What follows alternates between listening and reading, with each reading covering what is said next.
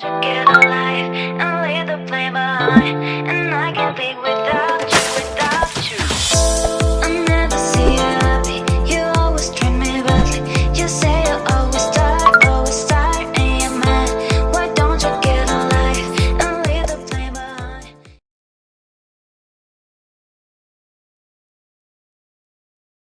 Ya. Assalamualaikum warahmatullahi wabarakatuh. Waalaikumsalam warahmatullahi. Salam sejahtera untuk kita semuanya. Om Swastiastu, Namo Buddhaya, Salam Kebajikan. Bertemu lagi dengan saya, Pramudya Herlambang di OMG, Obrolan Malam Jumat, edisi ke-84. Webinar ini disponsori oleh Everyday Laundry, Coklat Lima Kostel, sabun cuci Cap Kodok, dan didukung sepenuhnya oleh Prams Management. Susunan sesi pada webinar kali ini, yaitu adalah pembukaan, dan kedua adalah presentasi oleh narasumber minimal 45 menit. Nanti jika ada pertanyaan, Bapak Ibu, silakan ditulis di kolom chat. Nanti pertanyaan yang paling baik dan paling menarik akan saya undi untuk mendapatkan saldo OVO atau GoPay senilai Rp20.000 untuk 2 orang. Yang ketiga adalah Q&A atau tanya jawab. Yang keempat adalah Zoom UMKM Expo. Jadi Bapak Ibu yang mempunyai bisnis dan usaha boleh mempromosikan di sini, berbicara langsung di depan kamera maksimal 3 menit. Mau tidak berupa tayangan video atau brosur. Ini ada unsur edukasinya Bu Redia dan Bapak Ibu semuanya agar Bapak Ibu berani berbicara di depan kamera. Yang kelima adalah foto bersama. Yang keenam adalah closing statement dan pengumuman pemenang, dan diakhiri dengan penutup. Materi kita pada malam hari ini sepertinya relate dengan kita semuanya tentang karyawan, yaitu sayangi karyawan bukan memanjakan, yang akan disampaikan oleh Ibu Redia Prista. Dia adalah owner Herbal Chicken. Ini banyak sekali perusahaannya. Perfecto Chicken dan salah owner... Pak, itu suami saya, Pak. Oh ya, pokoknya perusahaannya banyak deh, ya. Dan owner Kebuli Kairo Jakarta dari 2020 hingga sekarang, yang merupakan mentor nomor 1 di Indonesia. Tanpa berpanjang kata lagi, kita sambut narasumber terfavorit kita, Ibu Redia. Assalamualaikum warahmatullahi wabarakatuh. Salam Bapak Ibu semuanya. Hari ini kita sharing-sharing ya mengenai karyawan. Materinya ada di Bapak ya nanti ya. Tapi sebelum sampai ke materinya, saya mau cerita dulu. Saya sebenarnya mau tanya ya. Di sini ada 25 ya. Yang punya karyawan lebih dari 4 boleh tunjuk tangan. Silakan di chat. Ditulis di kolom chat. Nah, yang karyawan yang 4. Nah, saya. Nah. Saya tapi sambil tulis saya Kebumen, saya mana gitu. Oh ya, Bu Haryati, sayanya dari mana ini? Langsung saya Kebumen, saya Malang gitu. Oh, Bu Haryati dari Gresik. Ya, siap. Yang lain silakan. Siapa yang mempunyai karyawan minimal 4, Bu ya? Ya. Ya. Siapa? Yuk. Wah, Pak Adriana Solo, Ibu. Wah, 35. Mantap. Keren, mantap. Pak Eno dari Garut. Berapa, Pak, karyawannya? Nah, Pak Nur Sodik berapa? Nah, dari Kebumen, Jawa Tengah. Berapa karyawannya? Ada 1000. Oh ya.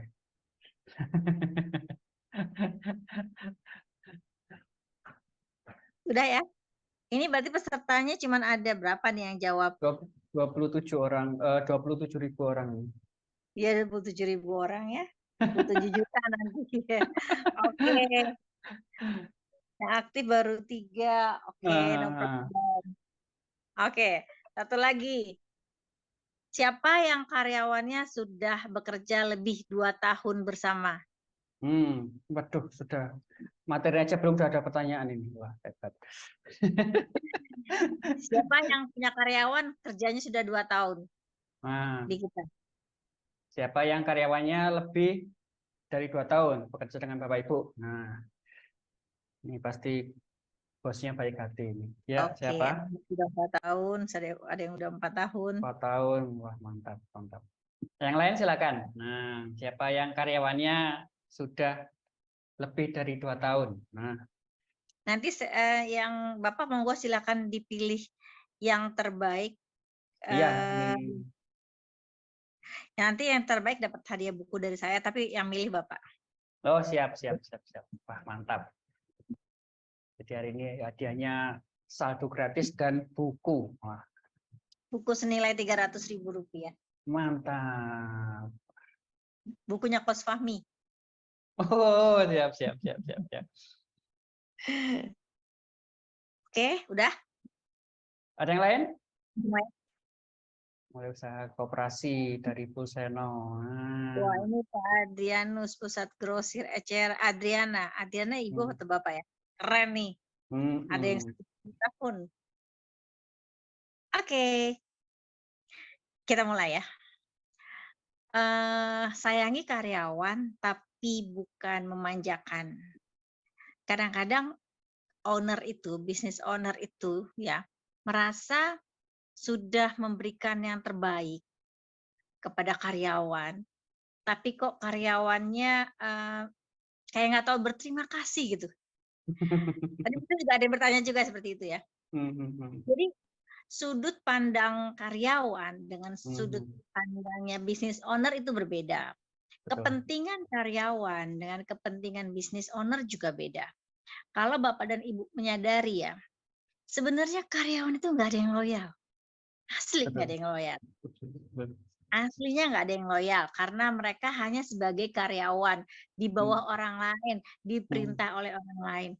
Mereka masih bekerja di tempat kita ada beberapa hal. Mungkin yang pertama karena gajinya sesuai di tempat kita ya. Yang kedua belum ada tawaran dari tempat lain. Beda 500.000 sejuta aja mereka bisa cabut loh dari perusahaan kita. Betul. Yang ketiga, kenapa mereka masih betah? Ya mungkin mereka merasa nyaman di tempat dia bekerja. Nggak apa-apa ditawarin orang, diajakin pindah, ditawarin lebih tinggi, dia nggak mau. Tetap karena dia mungkin sayang sama ownernya gitu. Jadi 3 hal ini sebenarnya perlu Bapak dan Ibu semuanya perhatikan. Nih karyawan kita mau yang mana nih sebenarnya? Jangan-jangan dia tuh kayak sekedar batu loncatan aja gitu kerja di tempat kita. Saya udah punya karyawan dari tahun 2014 sampai sekarang 2023 ada ya hampir ratusan lah, 100 lah, hampir 100 loh dalam jangka waktu sekian. Bayangin itu turnover-nya tinggi banget gitu pada awal-awal. Saya tuh introspeksi Pak, kenapa ya karyawan saya pada keluar padahal gajinya tuh lebih tinggi dibandingkan orang lain gitu. Kenapa mereka kok nggak jujur? Kenapa kok mereka kayak jahat gitu sama saya? Saya semakin kemari dulunya saya kesel ya, merasa manusia tidak tahu diuntung gitu loh, dikasih kerjaan bagus, dikasih gaji bagus, masih pada keluar aja malahan songong. Tapi semakin kemari tuh saya semakin introspeksi diri. Jangan-jangan sayanya emang yang nggak beres, oke? Atau jangan-jangan memang saya terlalu memanjakan mereka, atau jangan-jangan saya salah asuh. Kan karyawan itu juga seperti anak kita asuh mereka selama makin besar gitu. Lalu saya introspeksi, ternyata banyak hal yang saya lakukan salah. Sampai saat ini juga saya masih memperbaiki diri.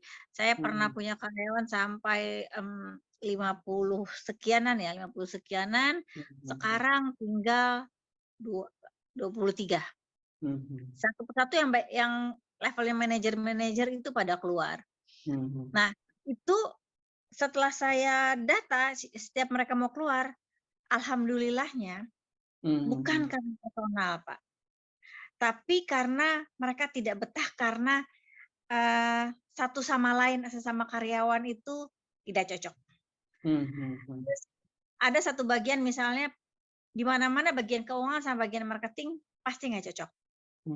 Lalu bagian gudang sama bagian HRD mungkin nggak cocok. Itu pasti ada setiap bagian itu ada nggak cocoknya dan mereka mendingan keluarlah kayak gitu. Dan berikutnya ada juga mereka keluar karena dapat pekerjaan yang baru, pastinya lebih tinggi. Nah, ada juga yang karena ya meninggal ya, ada beberapa yang sudah meninggal juga gitu, mendahului yang lain-lainnya gitu. Tapi sebagian besar, sebagian besar, 40%-nya masih bertahan sampai sekarang. Ketika saya bertanya sama mereka, nah ada beberapa hal yang Bapak dan Ibu mungkin sharing saya ini bermanfaat. Mungkin juga berbeda di setiap perusahaan menanganinya, tapi ini bisa membuat karyawan kita setia sampai akhir atau sampai perusahaan kita semakin besar dan besarnya lagi gitu. Saya tidak menjanjikan muluk-muluk sama mereka, saya hanya bilang bahwa saya siap menampung mereka, saya siap berjuang untuk kehidupan keluarga mereka. Pada saat pandemi pun tidak ada satu orang pun yang saya keluarkan. Meskipun saya tidak punya penghasilan pada saat pandemi kan pada tutup, mereka tetap saya gaji. Meskipun gaji pokoknya saja. Lalu meskipun perusahaan masih drop pada masa itu, mereka tetap jalan-jalan. Jadi ada hal-hal yang perlu Bapak dan Ibu semuanya itu mungkin 1, 2, 3 bisa dilakukan bersama, tapi bisa juga semuanya diadopsi. Mungkin yang lain punya saran yang lain, silakan nanti bisa sharing-sharing juga. Tapi boleh Pak ditunjukkan slide-nya. Ini ya, banyak sekali.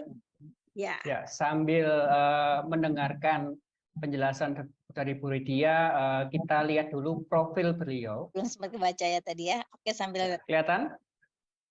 Kelihatan Pak. Ya. Tapi suaranya kecil ya? Ya, ini data pribadi dari Bu Ridia. Mungkin Bu Ridia mau menambahkan sesuatu untuk data pribadi? Ini ya data pribadi. Saya usianya sudah 53 tahun yang pasti, Pak. Masih Oke, silakan langsung aja, Pak, di sebelahnya. Ya, ini langsung ke materinya ya. Iya. Ini pengalaman kerja. Pengalaman kerja aja ya. Saya pernah bekerja di Jakarta Post, di majalah Tempo, dan 21 tahun bekerja di Freeport Indonesia, perusahaan tambang terbesar di Indonesia. Saya resign pada usia 43 tahun. Itu panjang lagi soal cerita resign-nya ya. Saya punya beberapa perusahaan, dan punya beberapa usaha juga. Dan memang saya asesor kuliner. Bidang usaha saya sebagian besar adalah kuliner selain training ya, seperti Pak Pram juga IO. Pengalaman pelatihannya banyak sekali. Saya sampai nggak terdata lagi ya, karena saya memang pembelajar meskipun sudah tua 53 tahun.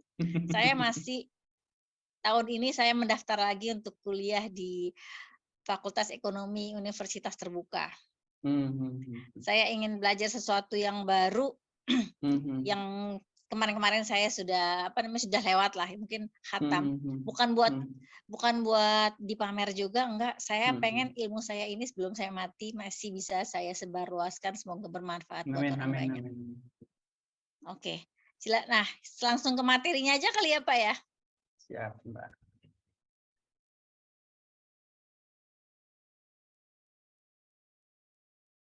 Apa yang saya lakukan buat karyawan saya sehingga mereka merasa nyaman. Kelihatan Coach. Iya. Happy employee. Happy employee, karyawan berbahagia, pasti dia akan setia. Dia akan loyal sama kita. Bahagia mereka nggak tiba-tiba ujuk-ujuk sendiri gitu. Pasti ada campur tangan pimpinannya, owner usahanya. Apa yang bisa owner usaha berikan, kita berikan kepada mereka. Silakan Pak Pram, slide berikutnya. Cuman ada 2 slide. Oke. Ya. Bagaimana ya, caranya kita menyayangi mereka? Yang pertama, biasanya yang paling banget saya lakukan adalah menyatu dengan karyawan. Menyatunya tuh gimana? Jadi saya bukan orang tipe yang apa ya, mentang-mentang apa ya bahasa Jawanya, saya orang Batak sih, jadi saya nggak tahu, Sama mentang-mentang kok. bos gitu loh. Iya. Saya nggak. Jadi saya kepada siapapun saya sama aja, karena yang meninggikan seseorang itu bukan karena dia bos atau dia anak buah, bukan karena dia kaya atau dia belum kaya, atau bukan karena dia cerdas atau tidak cerdas, bukan. Saya ngelihat ke situ ketika saya bertemu sama orang, apalagi ketemu dengan karyawan. Jadi saya menempatkan diri saya sebagai pimpinan, sebagai suatu tempat yang menerima orang lain untuk berkarya. Dan saya memerlukan mereka. Karena saya memerlukan mereka, jadi saya tahu diri, saya tidak mentang-mentang gitu ya, tidak mentang-mentang bos. Misalnya nih ya, misalnya saya nyetir,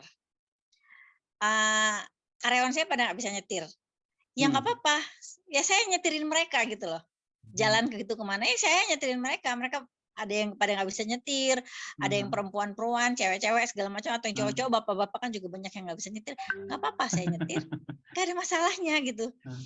Nah, yang berikutnya kalau misalnya saya pergi jauh atau kemana, kita pergi bareng, nggak ada tuh mereka saya bolehkan bawa koper saya, nggak ada. Karena mereka bukan jongo saya, bahkan ART saya aja tidak saya suruh bawa barang-barang gitu loh. Jadi saya kalau yang hal pribadi ya saya akan anggap itu urusan saya. Ada sesekali misalnya saya minta tolong sama sopir atau minta tolong sama security atau karyawan, tolong belikan sesuatu itu karena tidak ada orang lain lagi dan saya nggak mau keluar rumah gitu. Paling itu aja gitu. Selebihnya saya menganggap mereka sama aja, orang saya yang perlu mereka juga gitu. Dan tempat ini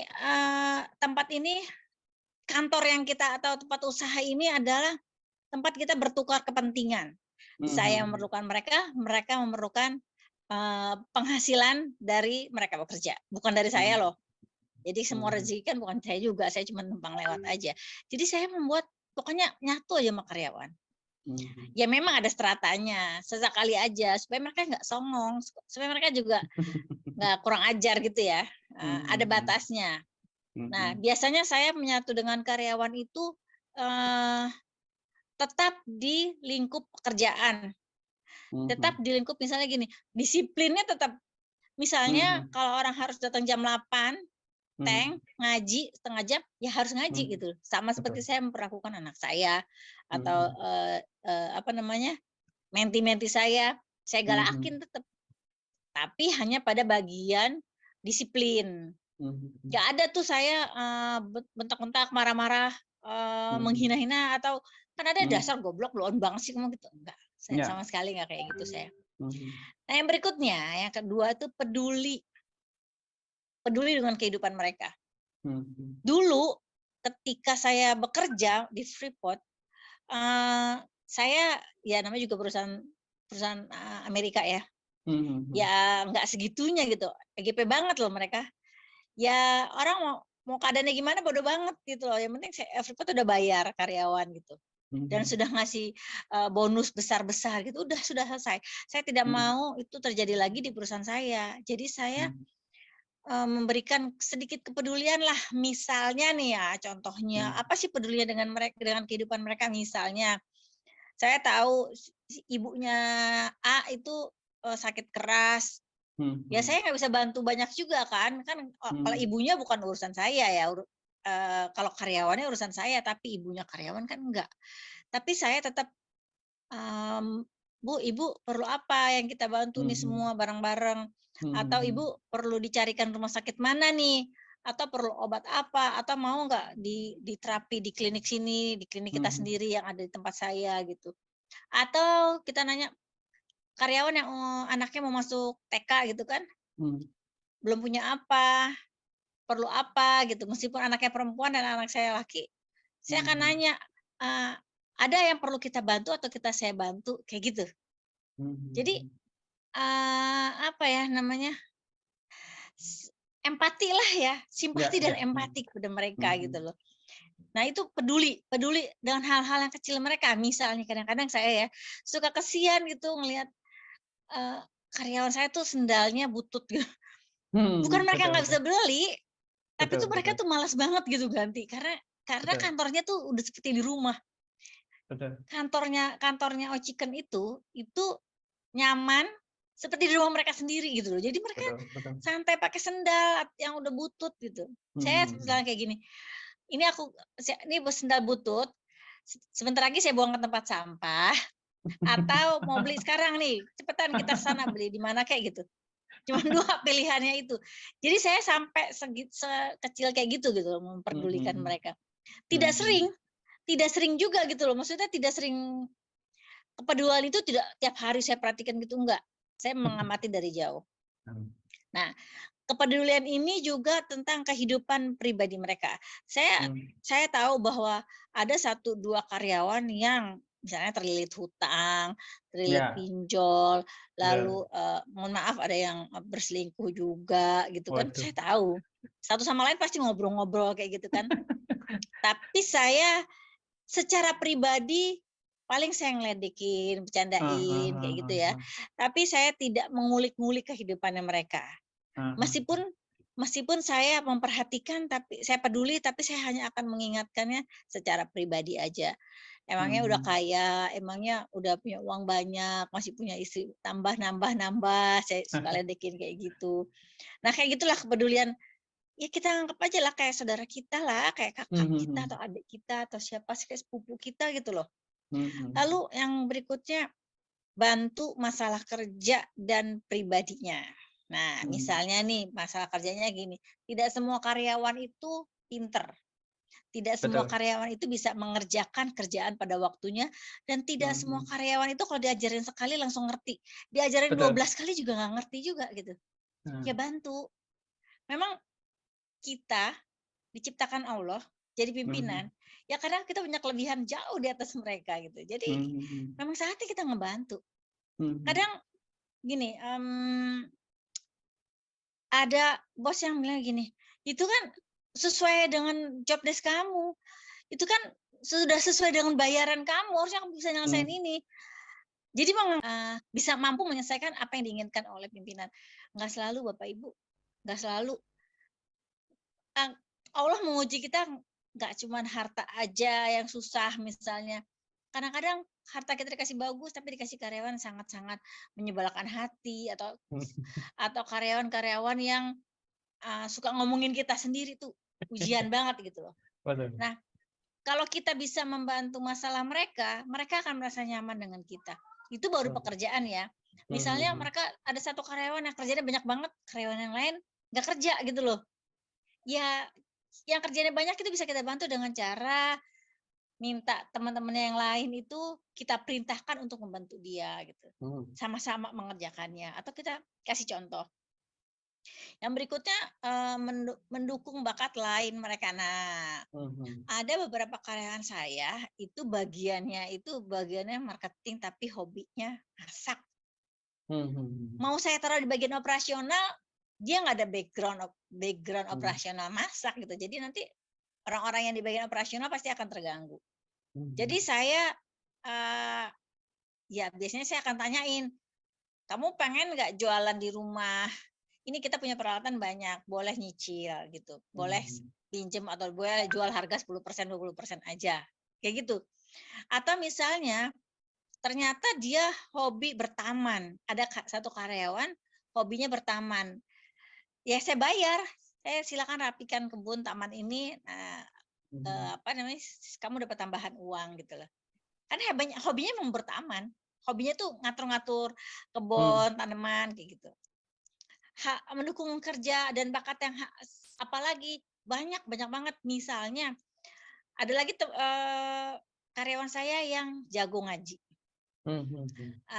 Jadi saya punya 1 program pemberantasan buta aksara Quran di Kecamatan Jagakarsa di 6 kelurahan.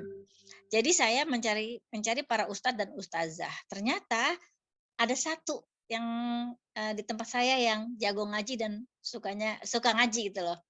Nah, Mhm, ini mhm, saya mendukung dia untuk menjadi ustadznya, salah satu ustadznya. mhm, Meskipun dia ngerasa masih minder, ngajinya kurang berlagu-lagu gitu, apa namanya, ada nadanya, tapi tetap saya mensupport dia bahwa dia memang akan saya kasih kesempatan untuk menjadi ustadz buat orang-orang yang baru mau belajar Quran. Saya mendukung mereka gitu. mhm, Saya bayar tambahan ya, bukan selain gajinya mereka. Nah, yang berikutnya jangan bohongi mereka. Nih, namanya karyawan ya. Kita mhm. bayar bagus aja, mereka masih ngomongin kita. Kita kasih gaji gede, kita kasih bonus 1-2 hari aja senangnya. Besoknya Heeh, akan kembali lagi pada tabiatnya mereka gitu loh. mhm, Apalagi kalau kita ngebohongin mereka, itu mereka aduh cepet banget tauinnya. Ngebohonginnya misalnya gimana? Misalnya bagian keuangan tuh tahu kita apa namanya, penghasilan kita baik gitu ya. mhm, Sementara perjanjian di awal kalau penghasilan kita, perusahaan kita bagus, ya mereka akan dapat bonus atau reward gitu. Tapi kita nggak memberikan dengan mhm, alasan kita masih ada apa tunggakan kah atau apalah segala mhm. macem gitu. Itu nggak usah ngomong kayak gitu. Itu udah bocor. Semua karyawan udah tahu bahwa bosnya bohong, Ah, bosnya nipu biar ngeluarin uang gitu. Oh, terus nah bosnya, bisnis owner-nya itu, bilang, "Ya nih saya sudah ketemu sama mhm, ini, dia sama ini, tapi kita belum dapat pemasukan baru," gitu. Padahal sih dia tahu bosnya tuh cuma jalan-jalan doang, nggak meeting, nggak kemana-mana, nggak kerja gitu. Nah itu mhm. tahu mereka, jadi nggak usah sampai ngebohongin karyawan kayak gitu, nggak usah. Iya. Karena mereka akan Mhm, segera tahu dari 1 atau 2 orang gitu. Jadi mhm, nggak usahlah, eee, maksud saya tuh ya apa adanya aja, mereka juga tahu mhm, kok. Kalau saya kebetulan, rumah saya ke kantor itu cuma 2 langkah, mmm. lalu ke usaha yang lain cuma 1 langkah. Jadi di satu lingkungan ini ada rumah, ada kantor, ada Mhm, Lunar Academy, ada Central Kitchen, ada mhm, Otat mhm, segala macam. Nah itu saya bisa melihat mereka semua dari jendela kamar, jendela mhm, rumah. Nah mereka juga nggak bisa mereka akan tahu bahwa saya ngerjain apa saya mhm, tidur, apa saya itu mereka tahu. Atau mhm, saya, banyak tamu mereka juga tahu. Nah, mhm. jadi, karena mereka saya anggap keluarga, ya saya tidak ingin melukai keluarga saya juga gitu loh. Betul, Jadi betul, jangan betul, betul. bohongin mereka. Banyak hal Mhm, lain kok. Yang mhm, berikutnya itu meluangkan waktu. Nah, ini nih, sama seperti kita, business owner, pasti banyak banyak, masalahnya, banyak deritanya. Apa yang kita mhm, akan lakukan? Biasanya kita curhat sama teman. mhm. Biasanya kita akan cerita atau chat segala macam. Nah, Betul, betul, betul. kalau mereka kalau mereka masalahnya itu berat, mereka nggak bisa tanya-tanya orang lain, nggak ada solusi. Kalau hanya Betul. teman-temannya doang. Mhm, Disitulah kita berperan. Luangkan mhm, waktu buat mereka. mhm, Datang nanyain, "Kenapa, Pak? Kayaknya Bapak kemarin setiap minggu tuh setiap hari Rabu saya perhatikan Bapak nggak masuk. Kenapa, Pak? mhm, Siapa yang sakit, Pak?" Gitu. Rupanya ada satu karyawan saya, manajer saya, setiap Rabu memang nggak masuk. Dia nggak tahu bahwa saya memperhatikan. Cutinya banyak yang tidak dipakai, tapi setiap Rabu dia tidak masuk. Saya tanya, mhm, dan dia baru bilang, "Iya Bun, karena istri saya mau dioperasi angkat rahim. Lalu mhm, sekarang dia sudah tidak kerja. Jadi mhm, karena sakit, anak saya nggak ada yang ngurus. Jadi saya bolak-balik nganterin anak saya, apalah mhm, gitu loh, ke sekolah, urusan sekolah. Karena istrinya belum mhm, bisa." Oh oke, saya bisa maklumi. Coba kalau saya nggak nanya, pasti saya mhm, akan marah-marah dan curiga, kurang ajar sih, tiap Rabu nggak mhm, masuk gitu loh. Songong banget gitu. Tapi setiap kita meluangkan waktu, sedikit aja kita akan bisa memahami mereka, kita berempati sama mereka dan membayangkan bahwa penderitaan itu juga penderitaan kita. Bapak Ibu sekalian, sebagian besar karyawan kita itu udah pasti pendapatannya jauh di bawah kita kan. Kalau mereka pendapatan di atas kita, pasti mereka jadi bos kita. Jadi deritanya mereka pasti lebih banyak daripada kita. mhm, Udah pasti masalah utamanya misalnya dari masalah finansial aja, udah pasti banyakkan mereka. Padahal kebutuhannya sama aja. Nah, kalau kita yang dikasih Allah kelebihan waktu, kelebihan rezeki, lalu tidak memperhatikan mereka, tidak meluangkan waktu mereka, mereka mau minta sama mhm. siapa lagi? Betul, betul, Di kantor betul. saya itu paling banyak karyawan itu ngambil kasbon. Mhm, Awalnya saya nggak suka ya, tapi ada satu hal yang menyentuh hati saya kayak gini, mhm, Bun, tunggak cicilan saya di kantor masih ada 6 juta, ada yang 11 mhm, juta gitu, mhm, utangnya tuh ya mhm. bertambah terus. Tapi mereka bilang kayak gini, kalau bukan ke kantor saya minta tolong sama siapa? Kan nggak Mhm, mungkin minta tolong sama saudara-saudara juga gitu. iya, Memang hutangnya dipotong dipotong uang gaji gaji. ya, tapi Mhm, ada hal yang ya juga ya, kita itu loh tempat bernaungnya mereka. Masa betul. sih kita nggak bisa memahami mereka gitu. Ini bukan soal manjain mereka, bukan, tapi empati kita gitu. Bagaimana caranya nanti menjaga supaya mereka nggak manja, ada hal-hal yang harus kita lakukan juga. Sayang boleh, Mhm, tapi jangan manjain. mhm, Oke, yang berikutnya itu, nah kalau mereka kalau kita punya rezeki, mhm, ya mhm. ajaklah mereka makan siang sekali-sekali keluar. Saya tuh Betul. eh, jualan ayam ya, Heeh, eh, punya restoran ayam, punya restoran kebuli gitu, punya restoran bebek juga. Tapi heeh. kan mereka juga bosen makan punyanya kita gitu, outlet kita sendiri gitu.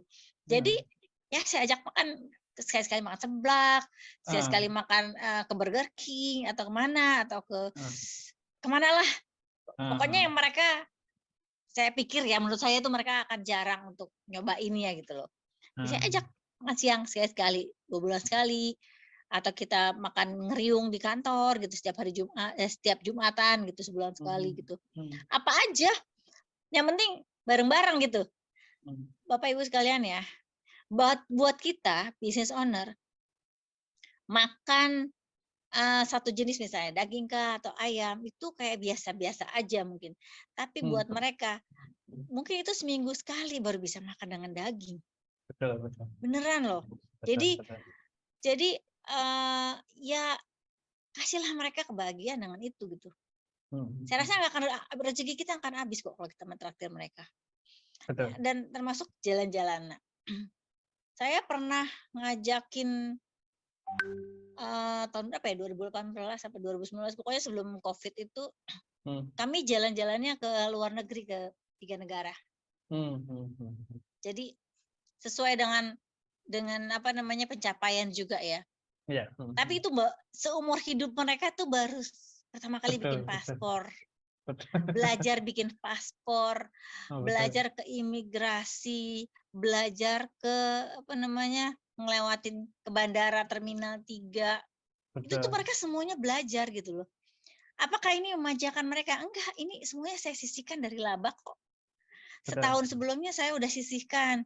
Kalau satu orang akan menghabiskan misalnya ya 10 Mhm, juta gitu, mhm, ya mhm. saya ambilin tahun sebelumnya buat mereka tuh 800.000 per orang saya tabungin, saya niatin gitu per orang 800.000. Jadi ketika, masanya tiba untuk jalan-jalan ya, kita bisa jalan-jalan.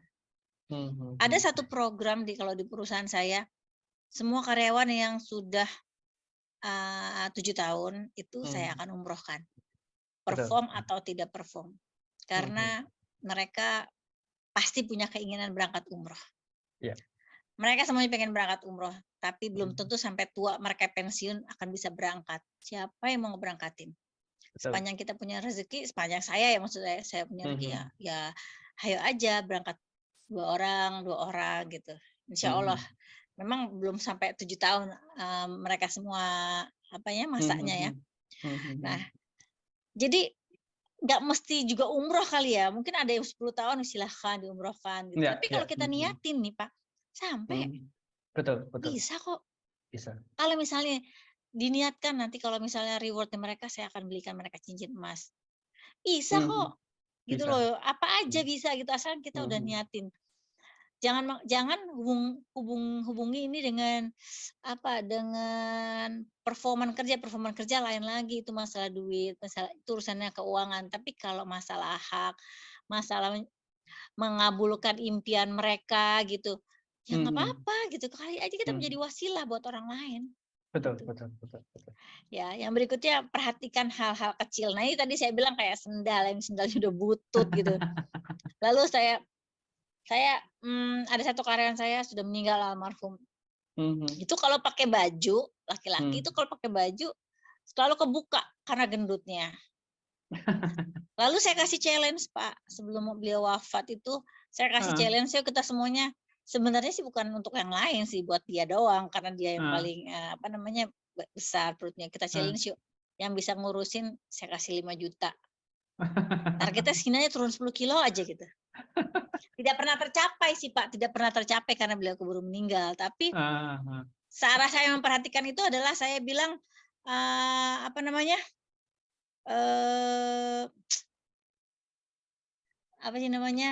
tidak membuat tersinggung gitu loh, supaya tidak tersinggung saya mau bilangin dia gendut gitu loh. Nah jadi ya yang apa saya ngeluarin uang gitu untuk itu, uang pribadi saya gitu. Atau misalnya kayak gini, ada anak yang suka pakai eyelash bulu mata. Ya cakep sih, cakep gitu kan, jadi cakep. Saya akan godain ini cantik banget matanya gitu kan, tapi lebih cantik lagi sih kalau nggak usah pakai bulu mata palsu gitu. Itu kan hal kecil, ngapain? Kadang mereka, bunda urusan banget gitu, nggak apa-apa sih, tungguin aja, abis ini paling pada rontok gitu. Dan kejadian emang rontok. Artinya kita tuh kayak orang tuanya mereka gitu. Kita tuh kayak saudaranya mereka. Hal-hal yang, tapi beda ya dengan kepo ya, beda loh. Kita bercandain gitu loh, kita bercandain hidupnya mereka gitu. Kadang-kadang, kamu kok tasnya sama sih sama aku warnanya gitu. Dan saya nggak malu disamain tasnya. Memang saya belinya juga di pasar gitu, sama-sama mereka juga nggak malu. Jilbabnya juga sama, saya sama asisten rumah tangga saya. Saya belinya barengan. Jadi kalau saya beli 6 ya saya bagi-bagi gitu. Jadi kalau sekali pakai bisa bareng-bareng gitu loh. Ada orang bilang, lo kok sama sih pembantunya jilbabnya sama Bibi? Emang kenapa? Baju saya juga saya kasih ke dia sama aja gitu. Jadi hal-hal kecil itu jangan sampai dilewatkan gitu. Ini bukan ngemanjain, sekali lagi ini bukan memanjakan mereka, tapi memperhatikan mereka seperti saudara kita, seperti keluarga kita gitu. Betul. Oke. Yang berikutnya itu, kasih training dan kesempatan maju. Saya pernah bilang kepada karyawan saya, kalau training saya ke tempatnya kos suami saya trainingin semuanya. Ikut GBC yang harganya berapa tuh, apa? Mungkin kalau pernah dengar ya di Malang, kelasnya kos suami harganya berapa. Saya berangkatin semuanya, semua sampai bagian gudang, semua bergiliran saya berangkatin. Karena saya mau ketika saya menginstruksikan pekerjaan atau menceritakan sesuatu tujuan itu sama supaya mereka nggak melongo-melongo gitu. Jadi saya berangkatin aja. Jadi kan satu visi, satu misi, pemikirannya sama. Betul. Tidak bisa diharapkan mereka akan sama seperti kita, nggak bisa.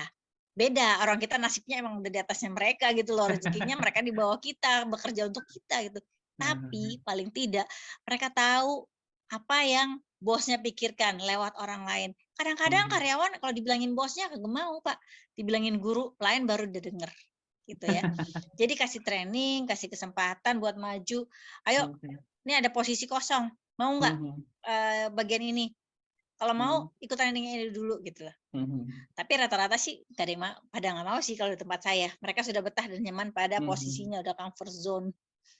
Oke. Yang berikutnya adalah membela mereka dan kasih reward. Oke, membela mereka tuh misalnya kayak gini. Adalah vendor-vendor yang galak gitu, atau supplier-supplier yang galak ketika menagih pembayaran atau apa gitu, maksa atau segala macam, atau mungkin berdebat dengan angka segala macam. Kalau mereka tidak bisa atasi, kita yang maju. Kita pasang badan sebagai pimpinan gitu. Karena memang batasnya mereka itu adalah ya segitu. Mereka tidak bisa membela diri lagi, udah kapasitasnya untuk perusahaan ya, perusahaan yang bela, dan itu diwakili oleh kita sebagai business owner gitu. Nah, ini hanya 10 doang dari puluhan lain lagi yang Bapak Ibu sebenarnya bisa tahu, nanti saya akan share juga.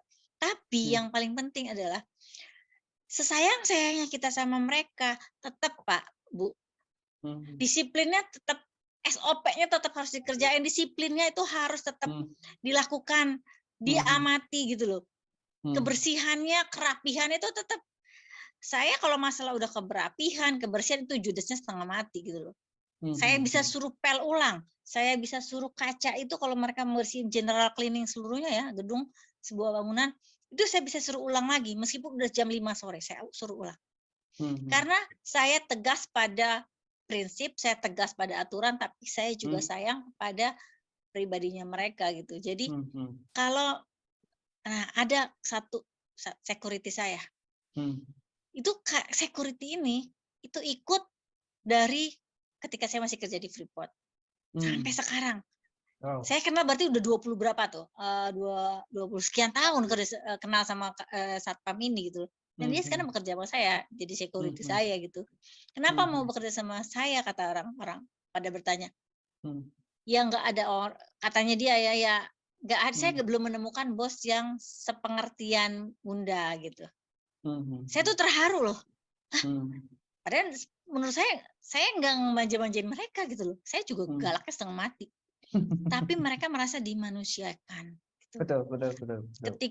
Ketika acara bareng-bareng, acara outing bareng-bareng, keluarganya semua pada ikut. Semuanya dapat hadiah gitu. Apa sih dia hadiah cuman handuk, sisir gitu doang gitu loh. Tapi kan mereka akan selalu ingat itu gitu. Dan ketika saya punya jadwal memang menurunkan baju-baju di lemari setiap 3 bulan itu pokoknya bagi-bagiin aja. Dan itu mereka ngerasa iya ya. Kalau beli sendiri mungkin nggak kepikiran beli, tapi karena dikasih Bunda, dikasih Bu Ridia, itu akan selalu dikenang. Sampai sekarang kerjanya udah 7 tahun, 8 tahun, itu baju masih ada aja gitu karena dikasih Bunda Ridia. Padahal baju biasa-biasa. Di pasar juga belinya. Gitu. Jadi karena sesuatu perhatian itu yang mereka mungkin akan selalu ingat. Ya, Kayak kadang-kadang saya ngasih uang 500.000 sama seseorang gitu. Mereka tuh melongo, untuk apa Bun? Ya nggak pengen ngasih aja, kan kamu anaknya lagi perlu buat daftar sekolah kan gitu. Dari kantor nggak bisa dapat pinjaman lagi. Saya dengar mereka utangnya udah banyak gitu di kantor, ya saya kasih aja gitu. Padahal saya cuma sambil lalu, enggak, terus sampai nangis-nangis, gitu loh. Jadi Bapak Ibu, cobalah membayangkan, berempati menjadi mereka. Jadi supaya kita tahu kenapa kita harus nyayangin mereka, ya kita harus bayangin sebagai mereka gitu. Datang ke rumah mereka. Datang ke tempatnya mereka, gimana kehidupannya mereka. Dan Bapak dan Ibu pasti akan maklum kenapa mereka, ya saya sampai kalau ngeliat, maksudnya kalau ngebayangin kehidupan karyawan-karyawan saya itu saya merasa menjadi orang yang paling zolim gitu loh. Kenapa saya tidak bisa membuat mereka menjadi orang kaya atau kehidupannya lebih nyaman gitu loh selama bekerja dengan saya. Saya pengennya mereka bahagia, nyaman gitu. Tapi ya kan nggak mungkin, kita kan bukan dewa juga gitu kan, mereka dibayar sesuai dengan kemampuannya mereka gitu. Jadi kalau pengen Bapak dan Ibu merekanya setia, ya berempati lah. Bayangin dalam kehidupannya mereka gitu. Tanya mereka membiayai siapa.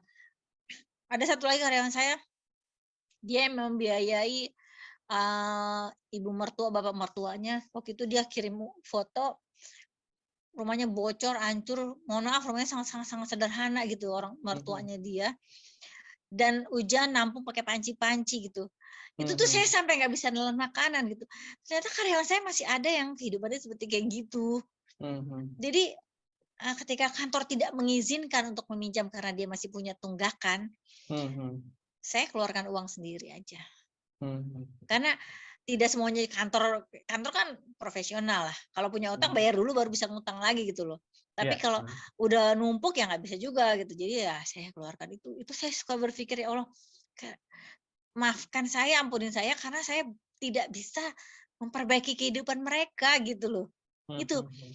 Jadi saya tidak mengharapkan Bapak dan Ibu melakukan kayak gini, tapi coba membayangkan menjadi mereka dengan cara dekatin keluarga mereka, lihat kehidupan mereka gitu loh. Nanti akan terjalin kedekatan emosional gitu. Kalau kita ada apa-apa, mereka mungkin ditawarin uang 1 juta, 2 juta lebih tinggi juga belum tentu mau. Itu salah satu kenapa orang betah tinggal tempat kita, setia kayak gitu. Kayak gitu ya Bapak Ibu ya. Ini 10 dari puluhan lain lagi. Nanti akan kita share lagi atau nanti saya kirimkan juga. Nah, demikian Bapak Ibu sekalian sharing dari saya. Sayangi karyawan kita tapi bukan manjain. Apakah saya pernah dibohongin sama karyawan saya? Sering. Bahkan ada yang mencuri BPKB mobil saya dan menjualnya. Membalik namakannya. Wow. Lalu ada juga karyawan kepercayaan saya yang memanipulasi angka-angka. Ada juga karyawan saya yang saya kasih kepercayaan untuk buka outlet 1 atau 2, uangnya habis semua.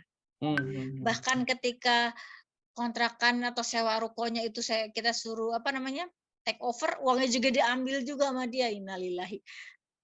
Saya berpikirnya bukan kurang ajar mereka, berarti saya mungkin banyak dosa, saya tidak kurang zakat, saya mungkin dulu menganiaya orang lain dan sekarang dibalas dengan cara seperti kayak gitu. Saya ambil hikmahnya aja seperti kayak gitu untuk karyawan-karyawan yang buruk. Bahkan terakhir itu sekitar berapa bulan yang lalu ya, akhir-akhir tahun 2022 itu saya habis mencat satu karyawan yang dari awal saya buka Ociken, itu dia karyawan pertama. Dia menggelapkan uang puluhan juta. Padahal dia tuh asisten saya yang segala sesuatu saya sangat percaya, bahkan uang, rekening, password segala macam. Dan dia yang mengambil. Masya Allah, innalillahi wa inna ilaihi rajiun. Itu memang harta yang bukan punya saya karena hilang kan akhirnya dan saya harus nambah segala macam. Tapi saya belajar, saya terlalu memanjakan dia dan terlalu percaya sama dia, itu juga nggak boleh, itu suatu kebodohan gitu loh. Oke. Nah demikian Bapak Ibu, Pak Pram, saya kembalikan. Terima kasih. Ini jadi garis benang merahnya dari materi ini, jadi manusia dimanusiakan dan memanusiakan manusia. Nah ini kita juga harus bisa memanusiakan manusia. Kita akan menuju ke sesi tanya jawab. Ini pertanyaan pertama dari saya nih Bu. Tadi di slide tadi kita disarankan kita sebagai owner itu menyatu dengan karyawan. Ada beberapa owner ini menjaga jarak, tidak mau dekat dengan karyawan. Dia ada ketakutan nanti bisa mengurangi wibawa. Kalau menurut Bu Lydia bagaimana Bu? Wibawa itu tidak dilihat dari levelnya dia kalau menurut saya Pak. Wibawanya seseorang itu kalau saya melihatnya pertama ya, kalau saya sebagai manusia saat saya udah tua itu nampak dari ibadahnya dia. Jadi kalau orang itu ibadahnya bagus, itu pasti wibawanya kelihatan banget kalau menurut saya. Kalau sebagai pimpinan menganggap dia lebih berwibawa, lalu dia tidak mau menyatu dengan karyawannya, ya itu mah dia tinggal tunggu waktu aja lah, itu mah karyawan. Kalau nggak ngejelekin di belakang, ngejelekin bareng-bareng. Karyawan itu akan manis di depan doang. Kalau punya bos kayak begitu, Pak. Ada maka tadi saya bilang ada hal-hal tetap garis lingkarannya mereka gitu dengan kita ada tetap punya. Tapi supaya mereka nggak songong gitu ya, supaya nggak kurang ajar juga gitu. Ya jangan dong misalnya karyawan main colek-colek kita atau main main peluk atau main apa gitu, ya nggak boleh dong kayak gitu, itu kan kurang ajar dia ya nggak sih. Tapi kalau menyatu tuh kayak misalnya ya kan kita kalau keluar kota kamarnya bareng-bareng aja lah ya kita gitu, menghemat kayak gitu loh. Kan harusnya saya juga bisa dong bayar untuk saya sendiri di kamar yang lebih bagus, tapi saya bergabung sama mereka di kamar yang mereka sewa bareng-bareng gitu loh. Saya nggak apa-apa. Jadi kalau menurut saya enggak, it's not make sense. Wibawa tidak diukur dari orang tidak mau menyatunya itu kalau menurut saya. Ini juga sejalan dengan pertanyaan dari Pak Ahmad Musamil di kolom chat ini Bu. Jadi semoga pertanyaan Bapak Ahmad Musamil bisa terjawabkan ya. Ini pertanyaannya hampir sama. Kemudian ini Bu, tadi di slide tadi dijelaskan kita sebagai owner, sebagai pengusaha juga bisa memberikan pelatihan kepada karyawan kita. Ada beberapa karyawan, maksud saya pengusaha itu takut kalau karyawan saya dilatih, disekolahkan lagi, diberikan pelatihan, nanti kalau keluar terus jadi kompetitor kita bagaimana? Kalau seperti itu gimana? Oke, sekarang saya tanya lagi. Siapa yang ngasih ilmu kita? Belajar, ya kan? Iya. Belajar kan bayar. Dari mana uangnya? Dari usaha kerja. Siapa yang menentukan kamu dapat uang atau enggak? Allah. Jadi kalau diurut-urutin lagi yang ngasih ilmu itu Allah sebenarnya. Cuma melalui tangan orang lain. ya Betul, nggak? betul. Terus kok kita so hebat, kita udah ngajarin karyawan, lalu dia apa namanya, abis ini keluar pinter, cerdas, buka usaha baru. Alhamdulillah, Betul. berarti setiap ilmu yang dipakai oleh karyawan itu untuk mencari nafkahnya, itu kita dapat pahalanya, Betul, betul, betul. dapat pahala jariahnya. Makanya jangan kesel, ikhlas. Jadi, oh ya Allah, alhamdulillah sudah selesai tugas saya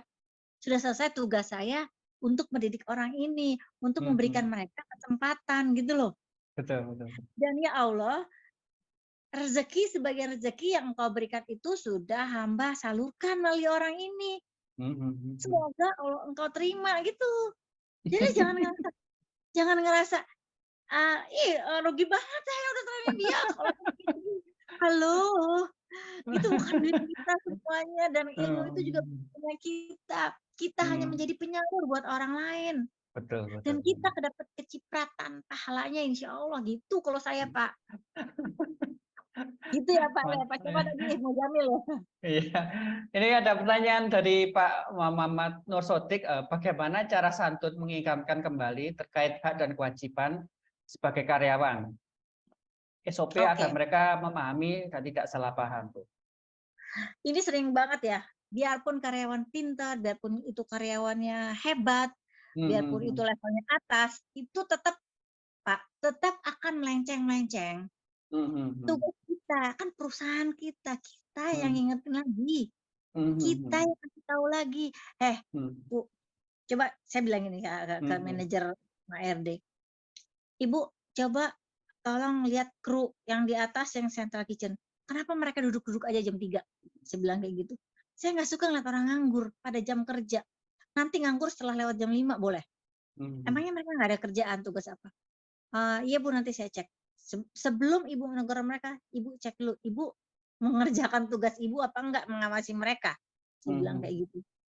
Jadi nggak cuma karyawannya, berarti bosnya juga sama. Tidak melakukan SOP mengawasi karyawannya. Dan saya juga berarti sama sebagai business owner, tidak ngawasin karyawan-karyawan saya juga. Memang pada level tertentu nggak harus setiap hari juga kan saya ngawasin gitu kan. Karena udah terlalu kejauhan. Tapi kalau kita random acak, itu pasti kita menemukan. Nah, kalau kita menemukan kayak gitu, kita balikin lagi. Kita bacain lagi SOP-nya. Kita tempel tuh peraturan di tembok. Dan kalau yang menemukannya saya akan menemukan si karyawan A tidak melakukan poin nomor 7, 8, 9, 11. Saya kasih tahu HRD-nya. Saya kasih tahu bosnya. Lalu saya ke bosnya saya akan bilang, Bapak tidak melakukan pekerjaan Bapak yang nomor 1, 2, 3, 4, 5, 7 itu misalnya. Nanti besok kita meeting tuh. Kalau udah banyak kesalahan kayak gitu, kita besok meeting ya. Kalau saya udah bilang besok kita meetingnya, pasti saya akan menemukan banyak kesalahan mereka. Jadi gimana kalau misalnya mengingatkan mereka dengan kesalahan mereka, wajib Bapak Ibu, emang udah kerjaan kita. Nih ya, di Jepang aja sendiri itu penemuannya orang harus dikasih tahu 700 kali baru ngerti. 700 kali loh. Nah kalau kita ngasih tahu karyawan kita cuma sekali 2 kali doang, ya wajar lah kalau mereka lemot. Wajar lah kalau mereka nggak ngerjain. Memang 700 kali. Jadi memang kewajiban kita. Kewajiban kita itu yang mengingatkan mereka. Makanya saya biasanya Pak kalau memaksakan sesuatu, saya biasanya punya 21 hari. Mewajibkan mereka melakukannya selama 21 hari. Kalau tidak melakukan, saya coret, ulang lagi dari awal, kayak gitu. Jadi ada hal-hal yang misalnya saya waktu itu mewajibkan semuanya untuk belajar sholat selama 1 bulan. 1 bulan kerja ya. Jadi semuanya itu supaya apa? Supaya mereka terbiasa. Gara-garanya dipaksa sama bosnya, tapi lama-lama jadi terbiasa. Apapun itu sama kayak gitu. Jadi harus diingetin, emang diingetin. Emang kerjaan kita gitu loh. Karena kita levelnya masih UMKM. Kalau levelnya udah perusahaan kayak PMA, Ah. PMA juga masih kayak begitu kok, di Freeport juga teman-teman saya masih banyak yang kayak begitu kok, harus diingetin segala macam. Tetap dimanapun gitu loh. Nah, bahkan yang dicepak aja tadi saya bilang 700 kali baru orang paham. Wow. Nah, apalagi cuma 2, 3 kali, 4 kali, 10 kali. Enggak. Emang mereka tuh sudah begitu tabiat yang diciptakannya. Takdirnya. Sekarang tinggal kita, business owner-nya, bosnya, mau merubah apa enggak. Mereka udah lahir kapan tahu. Ketika bekerja di tempat kita kan baru. Ya kan, kebiasaannya sudah kebiasaan lama gitu, budayanya udah lama. Wajar lah kalau mereka ya on. Begitu. Ya. Oke, ini dari Pak Ahmad Musamil lagi. Izin bertanya Bu, bagaimana cara menyikapi atau mengatasi karyawan baru, tapi telah di training, tidak cepat tanggap alias lemot dengan tanggung jawab pekerjaannya? Nah, sekarang ketika diangkat, karyawan itu dites nggak? Nah. Dites kepribadian apa enggak? Gini, ada beberapa perangkat yang harus Bapak dan Ibu itu bisa pakai ya, di online ada gitu. Saya lupa, nanti saya kasih itunya, kayak MBTI dan semacam itu bisa free kok. Jadi, mereka itu harus kita tes dulu. Ada orang yang karyawan itu sifatnya itu ngalah aja. Orang lain dia diam, temennya yang lain dia juga diam, dia ngalah aja, dia nggak mau bikin keributan. Ada karyawan yang sukanya jalan kerja, disuruh kerja jalan jauh mau tuh, disuruh naik motor kemana, suruh beli apa segala mau, disuruh keluar kota dibawa truk biar perempuan mau, ada kerjanya memang begitu gitu. Ada orang maunya ngebosi perintah-perintah doang. Itu ketahuannya dari mana? Dari hasil tes. Jadi ketika kita mau mempekerjakan seseorang, minimal punya 2 alat tes. Cocok nggak nih orang? Punya bisa kerjakan sebagai tukang setrikanya atau tukang cuci. Jangan-jangan dia pinternya digital marketing. Kan sayang. Ya kan? Mendingan dia jualin marketingin usaha kita daripada dia disuruh nyetrika. Misalnya di laundry ya, misalnya kayak gitu. Jadi kenapa dia masih mau bekerja pada dia on dan dia nggak pada tempatnya? Ya kan dia perlu duit. Gitu loh, Pak. Jadi ya terpaksa dianya gitu. Bukan salah dia juga, salah kita ownernya tidak menempatkan orang pada tempatnya. Makanya harus dites dulu. Jangan hanya terima kerja, orangnya cantik atau orangnya mau kerja, orangnya diem segala macam, nurut pasti nurut deh. Orang yang nurut kan pasti enak tuh, nyuruhnya disuruh-suruhnya. Enggak, Pak, percuma. Kalau blow on percuma. Sebenarnya dia mungkin bukan blow on, tapi dia tidak orang yang tepat di tempat itu. Gitu. Jadi coba ajakin tempat yang lain juga gimana?